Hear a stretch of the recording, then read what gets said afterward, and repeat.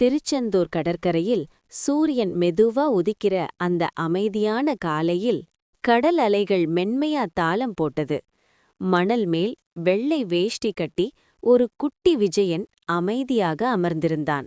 நெட்டில விபூதி, முகத்துல பக்தியும் அன்பும் கலந்த சிரிப்பு, கண்ணு முழுக்க முருகன் மீதான பக்தி. அவனது அம்மாவும் அப்பாவும் தூரத்துல நின்னு கண்மூடி வேண்டினாங்க.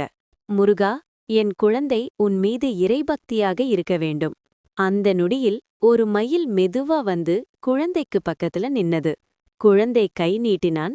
மயில் குழந்தையின் அருகில் வந்து நின்றது. காற்று அவன் தலைமுடியை வருடிச்சு. சூரியன் அவன் முகத்தை தொட்டது. அந்த குழந்தை சிரிச்சது. அந்த சிரிப்புக்குள்ள ஒரு தெய்வ அருள் ஒளியா தெரிஞ்சது. அம்மா கண்களில் கண்ணீர், ஆனா மனசுல அமைதி. முருகனின் அருள் தன் குழந்தைக்கு கிடைத்துவிட்ட மகிழ்ச்சியில் அவனின் அம்மாவும் அப்பாவும் ஓம் சரவணபவ, ஓம் சரவணபவ, ஸ்ரீ சுப்பிரமணியாய நமக என்று முருகனை வணங்கினார்கள்.